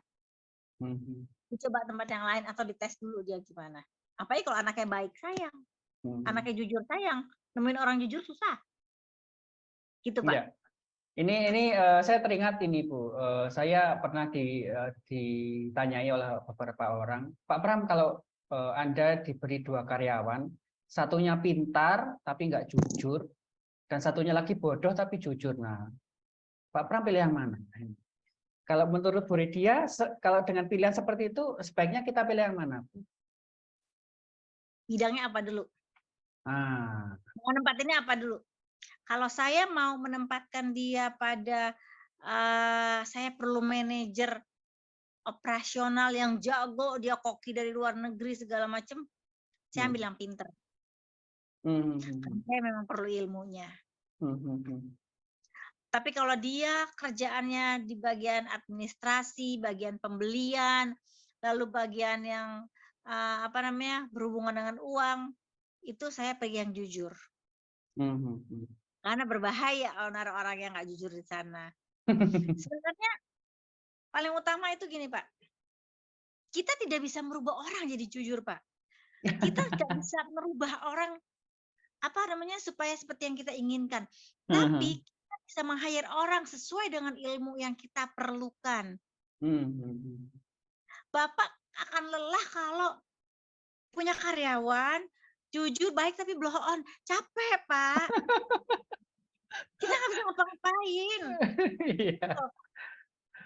Kalau soal jujur, kita bisa pakaiin pagar, kita bisa pakaiin OP, kita bisa jaga supaya dia tidak melakukan ketidakjujuran itu gitu loh. Bisa dipagerin. Tapi kalau orang blow on, saya bilang mendingan cari yang lain aja lah gitu. Belum tentu dia blow on karena dia blow on, tapi tadi saya bilang mungkin dia tidak pada tempatnya. Salah kita juga gitu loh, meng-hire orang tidak tepat gitu. Itu kalau pendapat saya, Pak. Kalau saya sih mendingan sesuai dengan keahliannya taruh di mana itu dulu, Pak. Ini sejalan dengan ini pertanyaan dari Bapak atau Ibu Riana nih. Kemudian dari Ibu Aryani, bagaimana membedakan sikap kita kepada bawahan sebagai atasan pada perusahaan sendiri dan sikap kita sebagai profesional manajer di perusahaan orang, mengingat Ibu juga pernah mengalami bekerja sebagai profesional dan sebagai owner perusahaan. Saya nggak mudah nanyanya apa menyikapi membedakan sikap kita. Kita di rumah kita punya perusahaan, kita sebagai owner itu sikapnya seperti apa? Atau kita sebagai profesional, kita masih ikut orang, itu bagaimana sikap kita? Oh, beda lah pasti. Kalau saya ketika saya bekerja, saya pengen jadi karyawan terbaik. Dan keinginan saya itu membuat saya tekun kerjanya dan melampaui batas. Melampaui batas yang diharapkan. Beyond expectation. Mereka mintanya cuma sampai C, tapi saya ngerjainnya sampai F. Jadi saya mengerjakan sesuatu itu di atas ekspektasinya mereka. Kalau saya menjadi karyawan. Ya. Tidak semua orang seperti saya. Ya cuma ada satu orang, dua orang kali di perusahaan yang mau seperti kayak gitu juga gitu loh, Pak. Kita tidak bisa ngerubah orang lain pertama, dan kita tidak bisa memaksakan orang lain seperti yang diinginkan oleh perusahaan gitu. Enggak ya, mungkin perusahaan saya dulu bersyukur kali ya, alhamdulillah ketika saya masih bekerja di sana tinggal nyuruh-nyuruh doang udah beres gitu. Nah, sifat dan saya itu yang pengen yang terbaik itu saya terapkan ketika saya menjadi pimpinan. Ya, jadi saya ngerasa gap saya terlalu jauh gitu dengan karyawan saya. Ya iyalah pastinya gitu. Saya aja nggak tahu diri gitu loh, mengharapkan berekspektasi terlalu tinggi gitu loh. Akhirnya saya menurunkan ekspektasi saya terhadap karyawan saya. Saya harus mengangkat mereka selama 9 tahun ini saya berjuang untuk mengangkat mereka seperti yang saya inginkan. Masih jauh, tapi paling tidak saya udah tidak sakit kepala gitu loh. Nah, sikap saya gimana ya? Ya bawaan saya memang sudah dari zaman dulunya ya begitu, kerja keras, kerja tegas, kerjanya smart kayak gitu. Udah dari bawaan 20-an tahun gitu bekerjanya. Nah, ada beberapa hal itu yang saya terapkan di perusahaan. Ada juga yang nggak bisa gitu ya. Udah saya terima karena saya juga bukan PMA kan, saya juga perusahaan UMKM gitu ya, wajar lah gitu loh. Kalau misalnya mereka bagus-bagus, pasti mereka udah keterima di Freeport, bukan di perusahaan saya. Gitu kan. Pastilah dia sudah kerjanya di Unilever kalau mereka bagus-bagus. Ya memang nasib saya mereka dapat karyawan seperti kayak gitu, memang di perusahaan saya masih segitu gitu loh. Ya. Begitu. Mantap. Silakan Bapak Ibu jika ada pertanyaan bisa tulis di kolom chat, dan Bapak Ibu yang menginginkan sertifikat mohon untuk masuk ke grup webinar dulu. Linknya tadi sudah saya cantumkan di kolom chat. Kemudian ini ada pertanyaan lagi Bu, apakah karyawan itu betah di tempat kita, bekerja di tempat kita, apakah faktor kenyamanan itu menjadi nomor 1 dibandingkan dengan gaji? Awalnya gaji. Awalnya gaji dulu lah. Mana ada orang mau kerja tuh karena nyaman, mana tahu dia nyaman apa enggaknya kan sebelum kan. Nah, tapi ketika sudah melewati masa 1 tahun atau minimal probation 3 bulan lah, dia akan melihat, oh iya ya, enak juga ya. 1 tahun, 2 tahun orang, 3 tahun itu belum tentu merasa nyaman loh Pak. Tapi dia belum menemukan tempat yang lebih bagus aja. Betul. Gitu. Jadi nyamannya gimana? Itu kalau sudah kita sama-sama melewati masa 3 tahun, itu baru dia masih bertahan sama kita, berarti dia nyaman. Kemudian ini Bu, ini ada pertanyaan dari Pak Gembong ini. Untuk mengenai program umroh tadi, cara memilih karyawan yang tepat bagaimana Pak? Apakah pakai undian, prestasi atau bagaimana? Ya enggak. Saya pokoknya sudah ngelewatin 7 tahun, saya berangkatin. Ada orang yang kalau udah 12 tahun dan berprestasi baik, mereka akan berangkatin, enggak. Karena saya cuman pengen mewujudkan mimpi mereka berangkat ke Baitullah. Gitu loh. Jadi yang belum tentu mereka bisa dapetin gitu loh, nabung banyak juga mereka belum tentu bisa ngumpul gitu. Ya kalau saya ada rezeki, saya akan berangkatin. Meskipun dia tidak perform. Meskipun anaknya songong atau agak songong atau gimana, tetap saya berangkatin. Kalau sudah haknya dia, akan saya berangkatkan. Kalau ada rezeki ya. Gitu. Jadi tidak terbatas performan kah atau enggak, saya pokoknya semuanya saya berangkatin insya Allah. Ya. Jadi memang sama seperti di saya Bu. Jadi memang kalau umumnya karyawannya udah mungkin 10-15 tahun, memang saya niatkan untuk saya berangkatkan umroh. Pak Pram, kenapa kok nggak diberangkatkan haji sekalian? Nah, itu tugas anaknya. Anaknya harus bisa memberangkatkan haji orang tuanya, bukan bosnya. Iya. Mungkin ada lagi pertanyaan Bapak Ibu? Mungkin saya mau tanya nih Pak Pram, boleh nggak? Iya, silakan Pak. Ya, mohon izin nih mau bertanya Ibu. Ya, silakan, itu kadang ini saya memandang dari kacamata saya sebagai karyawan ya. Kadang hal yang membuat karyawan nggak betah itu ya mungkin dari poin-poin tadi saya ada yang mungkin perlu ditambahkan. Kadang di antara karyawan itu sendiri ada yang toksik tuh. Nah itu, jadi dia mau naik jabatan tapi main sikut-sikutan tuh. Saya pernah ngalamin itu di tempat kerja tuh. Ya bahkan tadi di poin berapa tuh yang supaya karyawan itu betah tuh diajak maksi jalan-jalan itu tuh tadi tuh. Saya pernah ngalamin tuh toksik di situ tuh. Jadi mentang saya punya mobil, punya apa, saya pernah disuruh, udah kalau mau survei tempat sama si Anu aja, tuh dia punya mobil tuh. Akhirnya temen toksik kita ngarahinnya oleh manajer kita tuh supaya kita yang jalan gitu. Saya dipengin lah ibaratnya kayak gitu. Nah itu sering terjadi, kadang akhirnya membuat kita sebagai karyawan terkadang suka nggak betah juga. Kadang kita lihat kok rekan kerja kita kayak begini ya, kok malah kita yang disuruh-suruh, padahal kan kita nggak ngomong apapun gitu loh, tapi mereka itu mengarahkan kita supaya kita yang jalan gitu, cari tempat survei buat pergi kemana gitu. Kita yang tim advance-nya. Itu sering terjadi begitu. Terus yang kedua tadi masalah yang membantu rekan kerja. Saya pernah dipranking sama manajer saya juga. Jadi manajer saya nih dia punya teman dari divisi lain. Tiba-tiba divisi lain ini dia mau minjem karyawan gitu. Dia ngeliat saya punya keahlian untuk dia bisa pakai. Tiba-tiba dia nih manajer yang temennya dia ini punya masalah. Terus saya itu dijadiin tumbal untuk saya diajak ke suatu site. Tiba-tiba ada masalah. Saya yang disalahin akhirnya. Tuh gara-gara si Tony tuh yang jadi penyebabnya. Akhirnya saya kena SP. Itu yang kadang-kadang membuat karyawan juga jadi nggak betah. Jadi mentang-mentang manajer saya itu teman kuliahnya yang satu divisi lain, dia minjem saya, terus akhirnya dia ada masalah, nggak mau dia bertanggung jawab, dicari orang untuk jadi tumbal gitu. Jadi akhirnya saya kena, ya dia mengorbankan anak buah orang lain untuk supaya anak buahnya dia aman. Karena temennya itu dan manajer saya tidak mau membantu saya, dia udah tahu itu salah.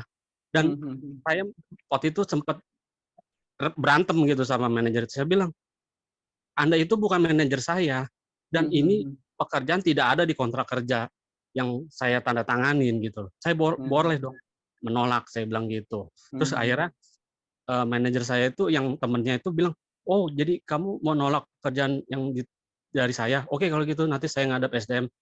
Saya akan bilang ke SDM bahwa kamu tidak perlu diperpanjang kontraknya. Beneran kejadian saya gitu. Nah itu gimana tuh kalau kasus kayak gitu tuh? Apa mesti ditusuk manajer kayak gitu apa gimana ya? Saya pernah kayak gitu tuh. Terima kasih. Ngeri. Memang Pak, itu namanya politik kantor. Ya, office politik. Jadi politik itu tidak hanya ada di pemerintahan level atas, tapi di kantor juga ada, dan saya itu mengalami hal yang sama, Pak. Biarpun nilai saya terbaik di perusahaan pada masa itu bagian ya, tapi saya nggak pernah bisa dipromosi. Itu alasannya kenapa, Pak? Karena saya perempuan dan saya tidak bisa menemani tamu-tamu. Karena kan kerjanya waktu itu saya di hubungan pemerintah, jadi ngajak pejabat ke sana kemari, keluar kota, ke site visit segala macam. Itu kerjaan saya. Tapi karena saya pekerjaan profesional gitu, kerja profesional ya apa adanya aja gitu, nggak pakai ganjen-ganjenan atau apa gitu ya Pak ya. Nah, itu dianggap suatu kekurangan saya oleh bos saya. Dan saya tidak bisa dipromosi karena saya tidak bisa menemani tamu-tamu sampai pagi. Coba. Itu nilai saya paling tinggi loh di departemen itu. Terus kayak gimana?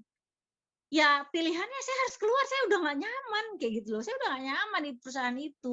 Sampai 5 tahun saya ngajuin nggak bisa, tidak disetujui permohonan resign-nya. Sampai 5 kali. Jadi pilihannya adalah keluar tanpa dapat apa-apa, atau kita keluar, kita buktikan bahwa kita bisa lebih hebat tanpa mereka gitu. Atau pindah bagian. Kalau kita masih perlu pekerjaan di situ, kita pindah bagian. Jangan berbuat onar.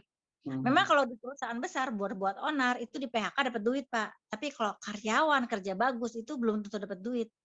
Sampai pensiun. Nah, jadi kalau ada orang yang berpolitik kayak gitu, itu udah biasa, Pak. Udah biasa. Sebenarnya ada hikmahnya. Kalau mau kita berpikir baik, berarti kita tidak diingatkan oleh Allah bahwa orang itu tidak baik buat kita. Lalu posisi itu tidak baik buat kita gitu. Cuma lewat orang lain disampaikannya. Gitu. Terus sama ini lagi nih Bu, saya ada cerita lagi nih. Kadang yang bikin karyawan nggak bisa betah tuh kadang kelakuan dari SDM juga tuh suatu perusahaan tempat saya kerja. Dia nih, saya pernah lihat, dia tuh kalau datang tuh jam 10 pagi. Orang kan mulai jam kerja tuh jam 8. Ya, kebetulan perusahaan saya kerja itu kan perusahaan keluarga ya. Saya lihat tuh dia kalau datang tuh jam 10. Tapi kadang bikin edaran karyawan itu harus udah datang di kantor jam 8, peng.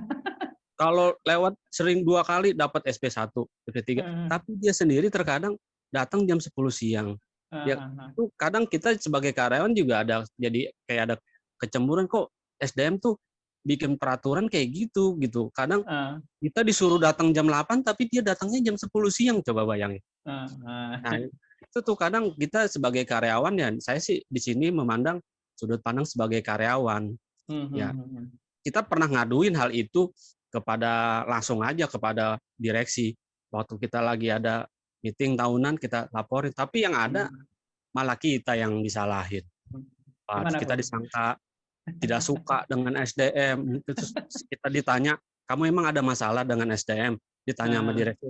Saya tahu itu SDM itu memang masih ada hubungan kekeluargaan dengan direksi. Nah, ini terkadang kita dikerja karyawan di suatu perusahaan keluarga, terkadang kita melihat salah satu pemegang jabatan di situ suka semena-mena kadang, mentang-mentang direksinya itu saudaranya dia atau apa.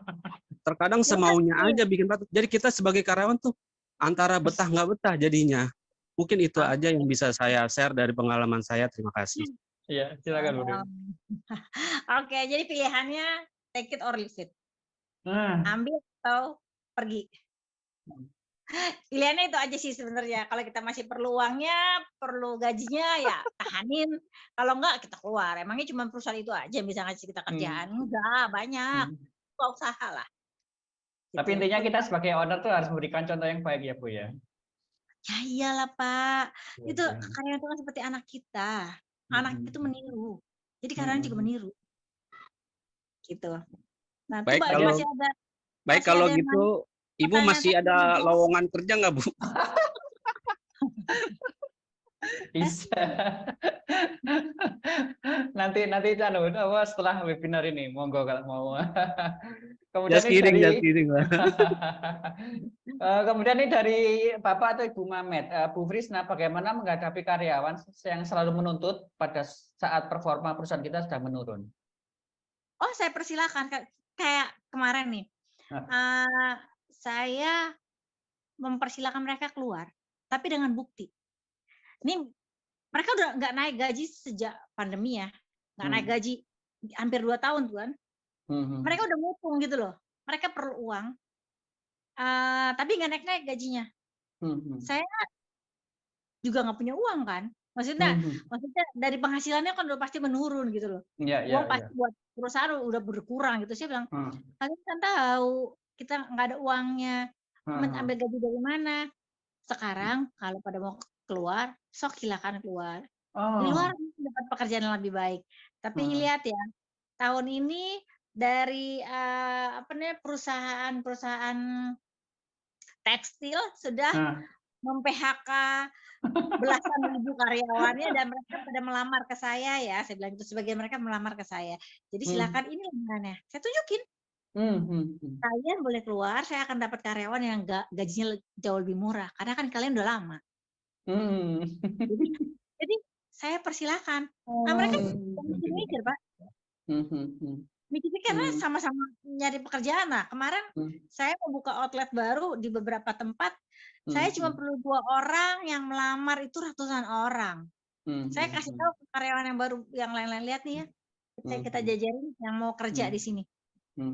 Jadi kalau kalian tidak bersyukur, tidak mau sama-sama besar, ya silakan.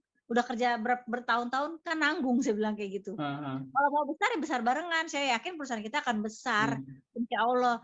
Tapi kalau kalian sendiri tidak bantu kita untuk berkembang, sholatnya juga nggak beres, lalu ngajinya nggak dikerjain, lalu banyakan maksiat dan segala macamnya, gimana perusahaan kita mau berkembang? Saya akan balikin kayak gitu. Silakan, saya persilakan. Jadi seperti itu ya, Bu, negosiasinya. Kemudian ini ada yang bertanya nih, Bu, dari Bu Meli Salmia. Bagaimana cara menegakkan batasan wibawa dengan karyawan? Gimana batasan? Menegakkan wibawa dengan karyawan. Wibawa itu apa sih, saya mau nanya? Nah, tadi kan sudah dijelaskan.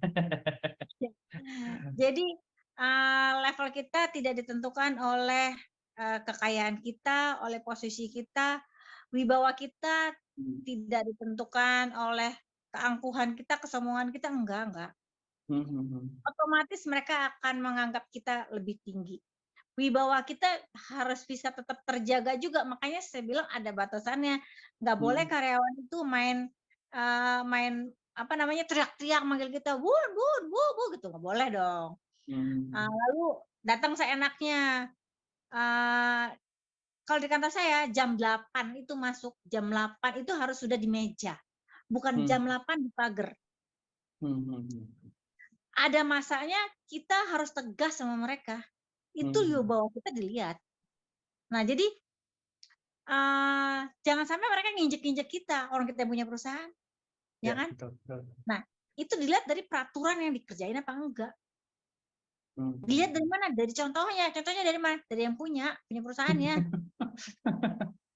Gimana kita mau wibawa kalau kita juga nggak ngerjain? Kita nyuruh-nyuruh orang ngaji, ternyata kita juga nggak ngaji, bosnya. Meskipun Pak, rumah saya cuma 2 langkah ke kantor. Saya kalau mau ke kantor, saya harus berpakaian seperti orang kerja. Iya. Ke kantor. Dan saya pakai sepatu. Bawa tas. Bapak. Saya menghargai mereka gitu loh. Mereka juga pakai sepatu. Pakainya rapi gitu. Gitu. Itu sih. Wibawa itu bisa kelihatan dari kita bisa menerapkan aturan di perusahaan kita dan mereka ngikutin. Gitu Pak. Kemudian dari Bu Nia nih, kalau udah tahu dicurangi karyawan, apakah masih tetap bisa kerjasama dengan baik ke depannya, Bu? Atau Saya pernah 3 kali dibohongin sama orang yang sama, itu saya 2 kali ya, yang ketiganya akhirnya saya keluarkan. Itu karena orang tuanya datang dan nangis-nangis minta tolong supaya karyawan masih bisa anaknya bisa dipekerjakan lagi. Saya masih kasih kesempatan juga pokoknya 2 kali, tapi yang ketiga udah nggak bisa. Terima kasih.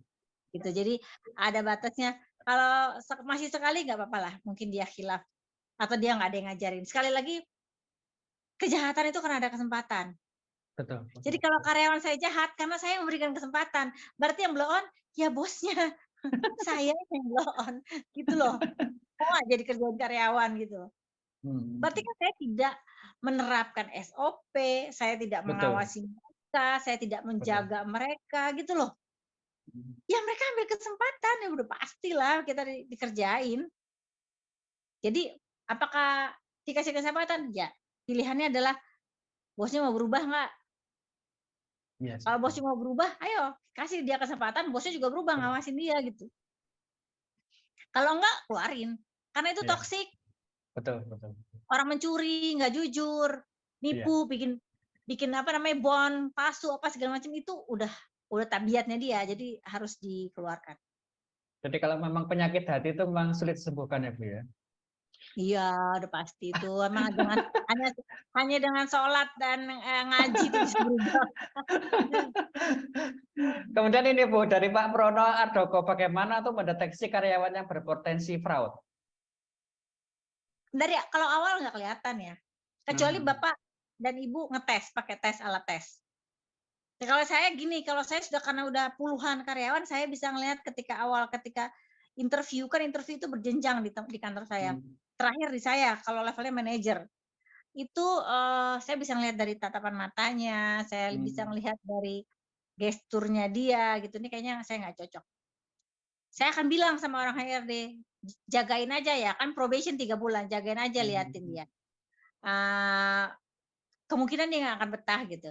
Itu saya bilang, termasuk karyawan, karena business owner udah gitu ngedalamin sama karyawan. Jadi saya tuh kayak gini, ada karyawan di outlet yang tempatnya jauh, saya nggak begitu kenal dia, tapi saya liatin dia sekali, saya bilang sama orang HRD dan bosnya dia, tolong jagain anak itu dan periksa semua laporan keuangannya dia. Saya tidak percaya sama dia. Tuh, padahal saya nggak kenal loh. Karena saya karena saya pakai feeling ya Pak ya, atau Bu ya. Saya pakai feeling karena sudah puluhan orang yang bekerja buat saya dan jadi saya paham orang-orang yang bakal melakukan kesalahan. Saya kelihatan. Bahkan sampai orang kantor yang kemarin saya keluarkan itu saya sudah peringatkan ke bagian keuangan dan bagian HRD-nya, tolong anak ini dijagain gitu loh. Saya nggak mungkin ngajagain dan kejadian kan. Tapi saya sudah warning. Artinya saya akhirnya bisa menyalahkan bosnya dia, bosnya yang lain lagi bagian keuangan. Kalian berarti tidak mendengarkan apa yang saya sampaikan bahwa orang ini perlu diawasi. Orang yang itu tolong diperiksa laporannya. Orang yang ini tolong dilihat pulangnya jam berapa. Coba cek absennya. Apakah dia kita suruh lembur tapi dia pakai laporan lembur. Sampai segitunya lah Pak saya. Saking saya sudah apa ya sama karyawan tuh sampai bisa ngebaca. Tapi kalau Bapak Ibu sekalian baru mulai usaha ya agak susah. Harus sering-sering berinteraksi dengan mereka dan harus ngalamin orang keluar masuk dulu baru bisa melihat. Berarti ya tergantung jam terbangnya Bu ya. Jam terbang iya, jam terbang lalu hasil tes juga Pak. Oke, semoga menjawab. Ini dari Bu Erna Warah nih tadi sudah dijawab ya untuk cara menghadapi karyawan kalau yang tidak berbuat jujur, performanya kurang baik, mungkin bisa diperingatkan berapa kali tadi sudah dijawab ya. Kemudian ini dari Bu Nur Hayati untuk sistem penggajian.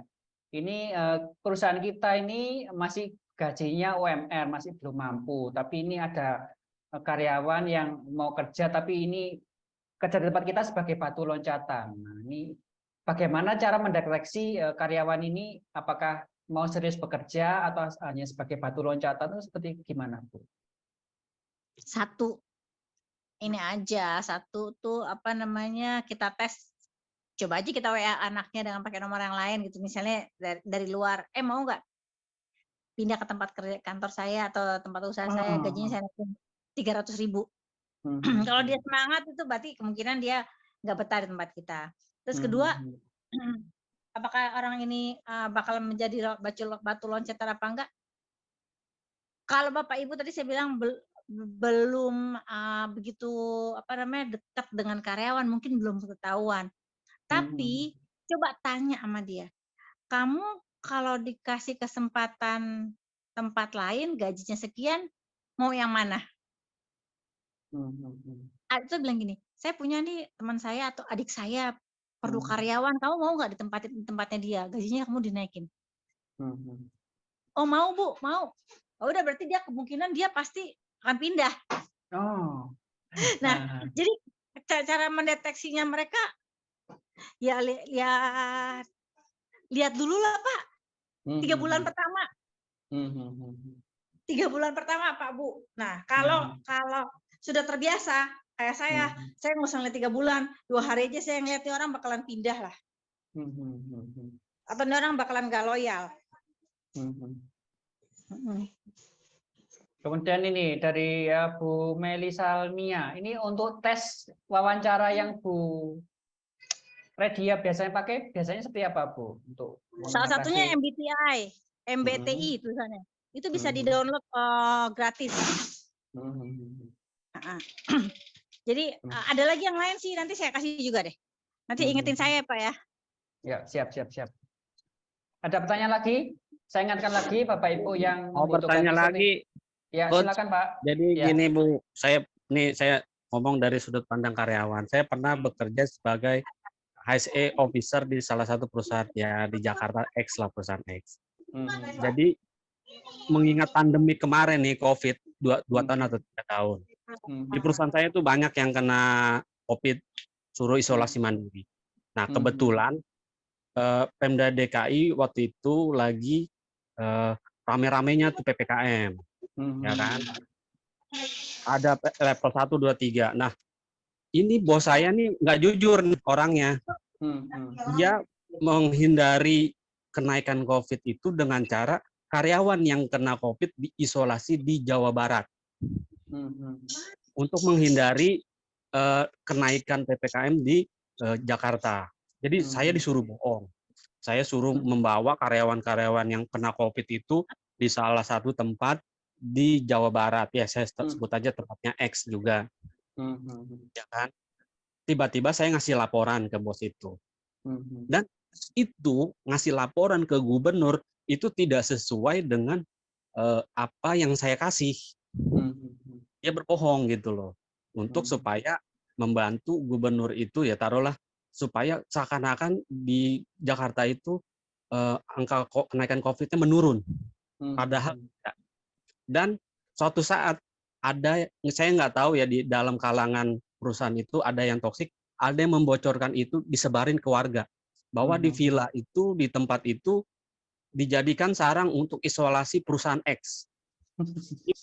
Pas saya lagi membawa pasien sekitar 49 orang satu tempat di Jawa Barat. Saya harus berurusan dengan Babinsa, dengan polisi, warga setempat. Saya minta tolong ke bos saya. Apa jawaban dari bos saya? Itu masalah kamu selesaikan. Kenapa bisa bocor? Saya nggak mau tahu. Pertanyaannya apa, Pak? Ya pertanyaannya, apakah seorang bos itu harus seperti itu di saat anak buahnya kita lagi berurusan dengan warga, dengan polisi, kita dibiarkan menyelesaikan masalah sendiri. Padahal itu juga sebenarnya menjadi tanggung jawab perusahaan. Sampai saya harus memindahkan karyawan yang isolasi mandiri itu dari Jawa Barat harus pindah lagi ke Jakarta. Tapi bos saya itu tidak tahu menau. Pokoknya harus ngadepin polisi, yang harus apa. Saya berpikir ini tanggung jawab siapa sebenarnya? Apakah ini tanggung jawab saya sebagai karyawan atau memang tanggung jawab perusahaan? Nah, akhirnya karena kejadian itu saya resign dari perusahaan itu. Ya kalau ditanya kalau ditanyakan ini kan sesuai judulnya menyayangi karyawan supaya bukan memanjakan ya. Tapi yang ada nih kezoliman yang ada nih. Bukan menyayangi, bukan memanjakan, tapi kezoliman terus. Nah, siap. Ya itu kadang kita dari karyawan juga memandang ada kezoliman seperti itu. Apalagi ya sebut ada perusahaan-perusahaan yang memang nuansa politiknya kental, hingga kita tuh, saya nggak tahu ya apa saya juga ikut berdosa atau tidak, saya mengikuti kebijakan bos yang suruh berbohong kepada publik. Oke, siap. Oke. Nah itu gimana? Nah itu kita karyawan kalau udah bisa keluar, Pak. Nah itu ya ibaratnya ya kalau kita karyawan selalu digencet sana sini mengikuti, tapi kita disuruh bohong perusahaan di mana dosanya juga dunia akhirat ya kan, itu kepada publik loh. Iya. Ya itu yang kedua. Siap. Terus yang ketiga, saya harus berurusan dengan hukum gara-gara kasus itu. Dan bos saya itu seperti lepas tangan. Begitu diminta keterangan oleh polisi, jawabannya, oh itu tugas HCO officer, Pak. Bapak kalau mau berurusan dengan kami, ya Bapak ke HCO officer saja. Itu sudah ada bagiannya. Perkataan bos itu yang membuat saya jadi kecewa sebagai karyawan. Oke, siap. Mungkin itu aja. Terkadang ya nggak selamanya karyawan itu harus disalahkan begini-begini, tapi terkadang juga ada juga kebijakan perusahaan yang zolim. Ya seperti yang saya alami. Saya akhirnya, walaupun saya bekerja di perusahaan itu sudah ya cukup lama, akhirnya saya terpaksa, saya udah nggak tahan, saya juga nggak nyaman, ya bukannya karena disayangi atau karena dimanjakan, tapi emang karena kezoliman yang menurut saya itu, waduh, dosanya udah dunia akhirat tuh. Itu baru masalah masalah kasus COVID ya. Saya nggak tahu ya kalau masalah pajak, masalah yang lain, kita terkadang dilibatkan dalam kebijakan perusahaan di mana kita harus berbohong. Mungkin itu aja. Terima kasih Pak Pram. Iya. Oke, Bu Redia, mungkin ada tanggapan. Ini banyak sekali masalah dari Pak Muhammad Fatoni tentang office politik ini. Bu Redia, apakah masih bersama? Masih. Iya. Kalau mau mengatasi office politik seperti ini gimana, Bu? Apakah seperti sarannya Bu Redia tadi, kita bersyukur masih bisa diingatkan? Gini Pak, kalau orang mau ituin politik ya kita harus pinter. Kita harus pinter bermainnya. Mungkin ada saran-sarannya Bu untuk menghindari kita jadi korban office politik seperti itu. Nggak bisa, kita dikuasai atau kita menguasai. Gitu aja. Jadi pilihannya ya kita harus pintar. Pinternya tuh maksudnya bukan pintar kita lebih cerdas dari bos kita, enggak. Ya kalau dia pakai cara politik, ya kita kerjain pakai politik juga. Tapi itu ada kemungkinan kita dibenci sama bos, dibenci teman-teman yang lain gitu. Nah, pilihannya pindah ke tempat lain, bagian lain, atau keluar udah. Kalau kita tidak punya kekuasaan di situ gitu loh. Jadi apakah office politik itu apakah office politik itu biasa terjadi di perusahaan-perusahaan besar ataukah bisa terjadi di level UMKM? Di semua. Oh, semua. Ya. Oke, semua, semoga. Pak. Oke, ya. Bu Redia? Yes. Closing statement. Oke. Semangat Bapak Ibu para pengusaha. Jangan kalah sama karyawan kita lah. Dan kalaupun mereka harus pergi, berarti sudah selesai tugas kita membina mereka, mentransfer ilmu kita, menyalurkan rezeki kita dari Allah. Jadi nggak usah dihitung bahwa itu sebagai suatu kerugian, enggak. Justru itu kita bersyukur kalau dia mencari nafkah dengan ilmu yang kita kasih. Dari setiap butir yang dia makan, keluarganya yang dia makan, itu kita dapat amal jariah. Mantap. Demikian Bapak Ibu webinar kali ini.